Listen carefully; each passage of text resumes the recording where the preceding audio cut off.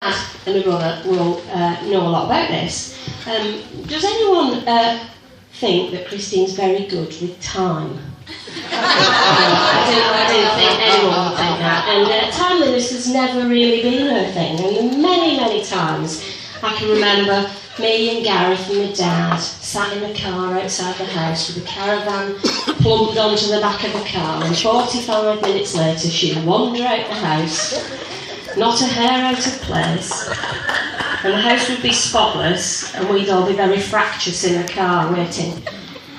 She's never been particularly good with time, so we've got you a little gift which might help improve, you know. You can always learn, even at the age of 70.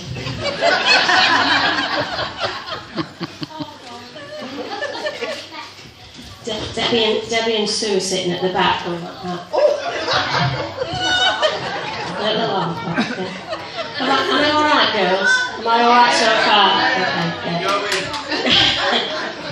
Okay, yeah. I was reminded there were children here tonight. So.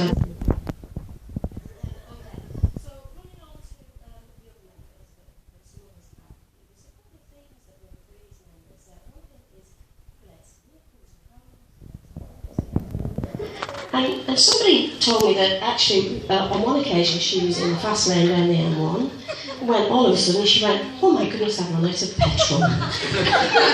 Because it just happens like that, doesn't it? You know, we don't really get any warning in these modern cars. It just goes, just like that. So fortunately she managed to get onto the hard shoulder, and there she was without her hair out of place. With her high heels on, and a slight problem about how to get some petrol for the car, but, you know, the mum still managed to leap the embankment, toddle down with her high heels on, go through woods and streams and rivers and make her way to a petrol station and get back, and you managed all right, didn't you? Yes. Very good. On another occasion, it was a lovely sunny day, and there she was driving along with her friend in the car, and all of a sudden she said, "Oh, did you notice that flash of lightning?" And her friend said, "Actually, that was the speed camera." And just one final memory on the driving theme. It has scarred me for life. In fact, it probably could even be the reason why I never did go to the London School of Ballet with my two left feet. And that was the day she went to buy some hair products, because my mum was a hairdresser, not a hair place, and she was buying her hair products, and it happened to be a little shop. I can remember this, I was very young, I may have only been about 5 or 6 at the time. And it was on Alderskirk Road, a bit of a hill, and the hair product place was right on the hill. Anyway, she left me in the car with my little friend, Nigel Jackson, remember him? Yeah. And she went off and ran in to get her hair products. I think she was late, that would be quite unusual for a mum. And forgot to put the handbrake on the car. So there's me and my little friend in the car, screaming, ready to be rescued. Unfortunately, a nice lorry driver pulled up his lorry, leapt into the car. Goodness knows, he probably saw 2 young 5-year-olds in the car. These days you wouldn't be allowed to do that, would you? But thankfully saved us, and then she came tottering out, not a hair out of place. And then the other theme that came with memories was a bit of a toilet theme, actually. And this is a little question for the children in the room. That's people under the age of 18. Really?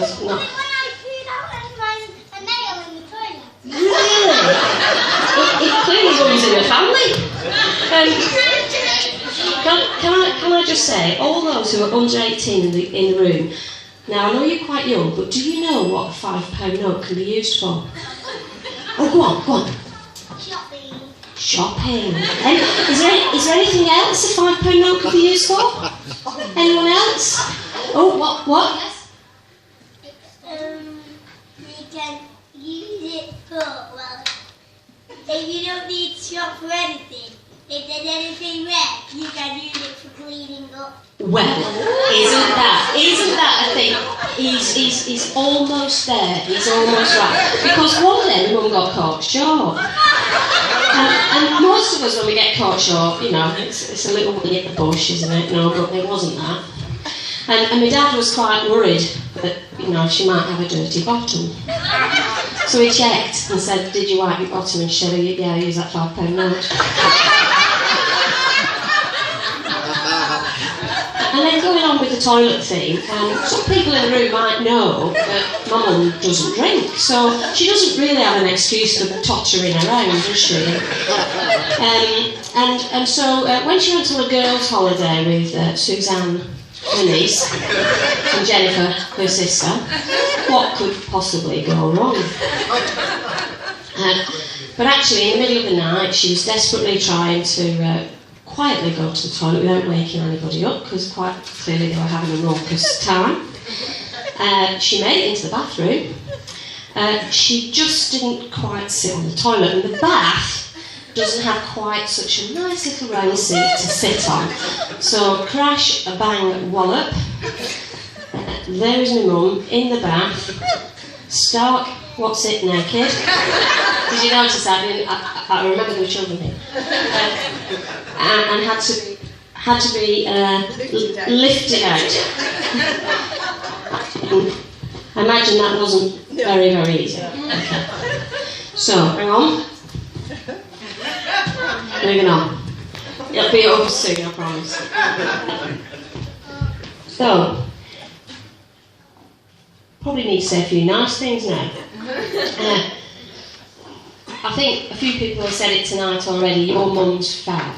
And if anyone thinks my mum's not fab, then they're probably at the wrong party. Because you all know her, and you all know that my mum would do anything for anybody at any time and drop everything. And so, for me and Gareth, she's been absolutely fantastic as a mum and supported us even right through to the old age that we are now. And I'm the new 30.